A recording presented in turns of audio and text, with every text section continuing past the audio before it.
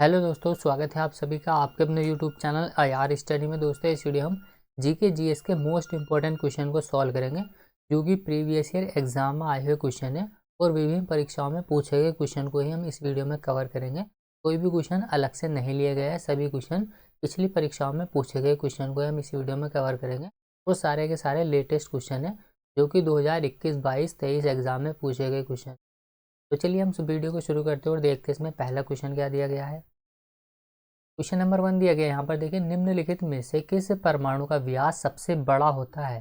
तो कौन सा परमाणु का व्यास सबसे बड़ा होगा, हम ऑप्शन देखते हैं पहले। ऑप्शन नंबर ए है आयोडीन का होता है, ऑप्शन बी क्लोरीन का, ऑप्शन सी फ्लोरीन का, या फिर ऑप्शन डी ब्रोमीन का। तो देखिए, कुल मिलाकर के यहाँ पर इस क्वेश्चन से जो हमें पूछा जा रहा है, हमसे यही पूछा जा रहा है कि इन चारों में से कौन से तत्व का, जितने भी ये चारों तत्व दिए गए, यानी कि ये हैलोजन जो हमें दिए गए हैं, इन सभी में से किसका परमाणु क्रमांक सबसे अधिक है, यानी कि परमाणु संख्या हमसे पूछी जा रही है। क्योंकि देखिए, जिसका परमाणु सबसे अधिक होगा, परमाणु क्रमांक अधिक होगा, उसमें इलेक्ट्रॉनों की संख्या सबसे ज़्यादा होगी, और सबसे ज़्यादा अगर इलेक्ट्रॉन उसमें होंगे तो भरने के लिए उसमें कक्षा भी ज़्यादा चाहिए होगी, और जिसके अंदर ज़्यादा इलेक्ट्रॉन होंगे तो उसी का क्या होगा, व्यास सबसे बड़ा होगा। तो इसका आंसर हो जाएगा ऑप्शन ए, यानी कि आयोडीन का जो परमाणु व्यास है वो सबसे बड़ा होगा, क्योंकि आयोडीन का परमाणु क्रमांक सबसे ज़्यादा है इन चारों में से 53। तो देखिए, यहाँ पर हम देख लेते हैं, ये जितने भी तत्व दिए गए, यानी कि फ्लोरीन, क्लोरीन, ब्रोमीन, आयोडीन, एस्टरीन, ये सभी क्या है, ये हेलोजन है, यानी कि इनको 17वें समूह में रखा गया है, जिन्हें हेलोजन कहा जाता है। और अगर हम इनके परमाणु क्रमांक की बात करें तो देखिए, फ्लोरीन का परमाणु क्रमांक सिर्फ 9 है। इलेक्ट्रॉन जो भरे जाते हैं कक्षा में, वो पहली कक्षा में 2 है, 2 के बाद देखिए 8, 8, फिर 18, 18, 32 ऐसे भरे जाते हैं। और देखिए, क्लोरीन का परमाणु क्रमांक 17 है, ब्रोमीन का 35 है, और आयोडीन का 53, यानी कि 53 इलेक्ट्रॉन को भरने के लिए ज़्यादा कक्षाओं की ज़रूरत होगी, और ज़्यादा कक्षाओं होने की वजह से ही आयोडीन का व्यास क्या होगा, सबसे बड़ा होगा। तो देखिए, कुल मिलाकर के क्वेश्चन सिंपल फॉर्म में यही था कि किसका परमाणु क्रमांक अधिक है, यहाँ पर हमें वही पहचानना था, जिसका भी अधिक होगा उसका व्यास अधिक होगा। तो ऑप्शन ए हो जाएगा इस क्वेश्चन का राइट आंसर। क्वेश्चन नंबर 2 दिया गया, यहाँ पर गुजरात में स्थित प्रसिद्ध पेट्रोलियम साइट का नाम क्या है। तो देखिए, ये प्रीवियस ईयर एग्जाम का ही सवाल है। ऑप्शन ए हो जाएगा, देखिए महाबलेश्वर है, option B Jaleshwar, option C Ankleshwar, या फिर ऑप्शन डी अमरेश्वर। इस क्वेश्चन का राइट आंसर ऑप्शन सी हो जाएगा, अंकलेश्वर गुजरात में स्थित प्रसिद्ध पेट्रोलियम साइट है। और देखिए, अंकलेश्वर तेल क्षेत्र गुजरात का सबसे बड़ा तेल क्षेत्र है। यह गुजरात के भरूच जिले में स्थित है, जो कि गुजरात का सबसे बड़ा तेल क्षेत्र है। और इसी तेल क्षेत्र को भारत के पहले प्राइम मिनिस्टर जवाहरलाल नेहरू ने इसे क्या किया था, इंडिया की समृद्धि का फवारा कहा था, यानी कि भारत की जो समृद्धि है इसका फवारा कहा था महाबली अंकलेश्वर साइट को, जो कि गुजरात में स्थित एक पेट्रोलियम साइट है। तो यहाँ पर कंफ्यूजन हो सकता है कि अंकलेश्वर या ओंकारेश्वर, आपने नाम सुना होगा, तो वो मध्य प्रदेश से संबंधित है। तो यहाँ पर क्वेश्चन में यहाँ पर कोई कंफ्यूजन हो सकता है कि ये क्षेत्र तो मध्य प्रदेश का एक भाग है, जबकि नहीं, ये गुजरात में स्थित एक पेट्रोलियम साइट है अंकलेश्वर। अगला क्वेश्चन है क्वेश्चन नंबर 3, एक पेड़ की आयु का पता कैसे लगाया जाता है। किसी भी पेड़ की हम आयु का पता कैसे लगा सकते हैं। ऑप्शन ए देखिए, उसके वजन के द्वारा लगाया जा सकता है, या फिर ऑप्शन बी उसकी ऊंचाई से लगाया जा सकता है, ऑप्शन सी उसकी गहराई, जो भी जड़ें है उसकी गहराई में प्रवेश करती है, जितनी गहराई में जाती है उसके द्वारा उसकी आयु का पता हम लगा सकते हैं, या फिर ऑप्शन डी उसकी पेड़ की क्या है, अपनी वार्षिक छल्लों के आधार पर उसकी आयु का पता लगाया जा सकता है। तो इसका आंसर ऑप्शन डी हो जाएगा, पेड़ की जो वार्षिक बले होते हैं उनके आधार पर ही किसी पेड़ की आयु का पता लगाया जा सकता है। तो देखिए, पेड़ों की आयु की गणना करने के लिए क्या किया जाता है, जो जाइलम होते हैं, जाइलम क्या करते हैं, देखिए पानी का ट्रांसपोर्टेशन का काम करते हैं जाइलम। जो ये पादप ऊतक होते हैं जाइलम और फ्लोएम, ये क्या होता है, जाइलम देखिए पानी को ऊपर पहुंचाता है, यानी कि पानी का ट्रांसपोर्टेशन का काम करता है, और फ्लोएम क्या करता है, भोजन को पेड़ के विभिन्न अंगों तक पहुंचाता है, यानी विभिन्न विभिन्न भागों में पहुंचाता है। देखिए, जाइलम ऊतक के वार्षिक छल्लों को गिनकर ही पेड़ की आयु का पता लगाया जा सकता है। और जिस विधि से हम इसका पता लगाते हैं, यानी कि इस अध्ययन को क्या कहा जाता है, डेंड्रोक्रोनोलॉजी कहा जाता है। डेंड्रोक्रोनोलॉजी जो संबंधित है वो पेड़ की आयु का पता लगाने से ही संबंधित है। क्वेश्चन नंबर 4 दिया है यहाँ पर, भारतीय संविधान में अनुच्छेद 15 का संबंध निम्नलिखित में से किससे है? ऑप्शन ए स्वतंत्रता का अधिकार, ऑप्शन डी शिक्षा का अधिकार, ऑप्शन सी समानता का अधिकार, या फिर ऑप्शन डी कानून के समक्ष समानता। तो इस क्वेश्चन का राइट आंसर ऑप्शन सी हो जाएगा, समानता का अधिकार। देखिए भारतीय संविधान में अनुच्छेद 15 में कहा गया है कि किसी भी धर्म, मूल, जाति, वंश के आधार पर क्या होगा, भेदभाव नहीं होगा, सभी को समानता का अधिकार यहाँ पर दिया गया है। तो देखिए अनुच्छेद 14 की अगर हम बात करें तो कानून के समक्ष समानता की बात की गई है अनुच्छेद 14 में। अनुच्छेद 19 में स्वतंत्रता का अधिकार दिया गया है।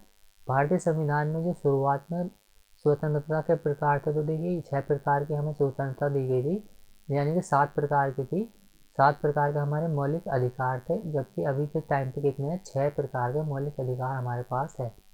और अनुच्छेद 21A में कहा गया है कि शिक्षा का अधिकार होगा, जो भी कानूनी शिक्षा है, शिक्षा का जो अधिकार है वो 86वां संविधान संशोधन करके 2002 में ही ऐड किया गया था। तो 21वां अनुच्छेद इससे संबंधित है, शिक्षा के अधिकार से। क्वेश्चन नंबर 5 है, महात्मा गांधी भारतीय राष्ट्रीय कांग्रेस के अध्यक्ष किस वर्ष बने थे?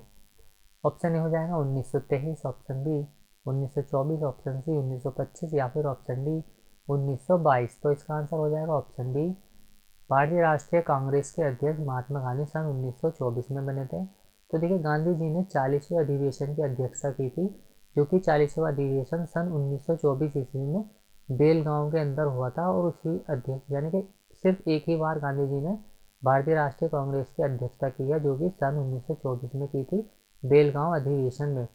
और देखिए सरोजनी नायडू ने 41वें अधिवेशन की अध्यक्षता की थी, जो कि सन 1925 में कानपुर में इन्होंने इसकी अध्यक्षता की थी सरोजनी नायडू के द्वारा, जो कि 41वां अधिवेशन था।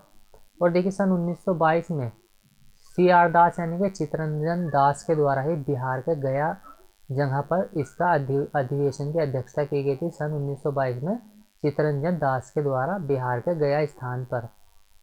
अगला क्वेश्चन है क्वेश्चन नंबर 6, भारत में श्वेत क्रांति के जनक कौन थे? तो श्वेत क्रांति का जनक किसे माना जाता है? ऑप्शन ए हो जाएगा बलवंत राय मेहता को, option B doctor Verghese Kurien, option C MS Swaminathan, option D Norman Edberg. तो इस क्वेश्चन का राइट आंसर ऑप्शन बी हो जाएगा, डॉक्टर वर्गीस कुरियन को देखिए भारत में श्वेत क्रांति का जनक कहा जाता है। श्वेत क्रांति का जो संबंध है वो दुग्ध उत्पादन से संबंधित है यह क्रांति, और ऑपरेशन फ्लड कार्यक्रम की शुरुआत भी सन 1970 ईस्वी में हुई थी, जो कि दुग्ध उत्पादन से ही संबंधित है फ्लड कार्यक्रम। क्वेश्चन नंबर 7 है, यहाँ पर देखिए मेलियोडिसिस क्या है? ऑप्शन ए हो जाएगा त्वचा पर लाल चकत्ते, ऑप्शन बी संक्रमण रोग, ऑप्शन सी स्मरण शक्ति हो जाएगी, या फिर ऑप्शन डी जोड़ों में पुराना दर्द। तो इस क्वेश्चन का राइट आंसर ऑप्शन डी हो जाएगा, मेलियोडोसिस एक प्रकार का संक्रमण रोग है। तो देखिए यह रोग मानव तथा जानवरों को प्रभावित करता है, जो कि एक बैक्टीरिया के द्वारा फैलता है। और यह बैक्टीरिया क्या करता है, यह बैक्टीरिया दूषित जल व मिट्टी में पाया जाता है। दूषित जल और मिट्टी के संपर्क में आने पर चाहे वो मानव हो या फिर जानवर हो, वो इससे प्रभावित हो जाते हैं। तो प्रीवियस ईयर एग्जाम में आया हुआ क्वेश्चन है ये भी। क्वेश्चन नंबर 8 है, निम्न में से कौन सा त्यौहार ओडिशा राज्य में मनाया जाता है? ऑप्शन ए हो जाएगा पराग, ऑप्शन बी पोंगतू, या फिर ऑप्शन सी रज पर्व या रजा पर्व, ऑप्शन डी हो जाएगा अम्बुबाची। तो इसका आंसर हो जाएगा ऑप्शन सी, ओडिशा राज्य में मनाया जाने वाला प्रमुख त्योहारों में से एक त्यौहार है रज पर्व। तो देखिए रज पर्व या रजा पर्व ओडिशा राज्य में मनाया जाने वाला त्यौहार है, जबकि पराग और अम्बुबाची का मेला असम में बहुत ही धूमधाम से मनाया जाता है। तो देखिए ये तो बहुत ही फेमस मेला है, त्यौहार है अम्बुबाची का मेला, जो कि असम राज्य में मनाया जाता है इसको। सेकंड लास्ट क्वेश्चन है इस वीडियो का, देखिए इस ब्रह्मांड में मौजूद प्रत्येक वस्तु जो पदार्थ से निर्मित है उसे वैज्ञानिकों ने क्या नाम दिया है? Option A crystal, option B ठोस, ऑप्शन सी द्रव्य, या फिर ऑप्शन डी द्रव। तो देखिए कोई भी चीज़ जो कि किसी वस्तु या पदार्थ से जो कि निर्मित है उसे वैज्ञानिकों ने द्रव्य यानी कि मैटर नाम दिया है। तो इसका आंसर हो जाएगा ऑप्शन सी, क्योंकि देखिए द्रव्य यानी कि मैटर, मैटर हम किसे कहते हैं जिसका कुछ ना कुछ द्रव्यमान होता है और वह क्या होता है, कुछ ना कुछ स्थान घेरता है। तो इस दुनिया में जो भी चीज़ मौजूद है, यानी कि इस ब्रह्मांड में जो भी चीज़ें मौजूद है हम उसको क्या कह सकते हैं, द्रव्य कह सकते हैं, क्योंकि हर चीज़ का कुछ ना कुछ द्रव्यमान होता है और वो कुछ ना कुछ जगह घेरता है।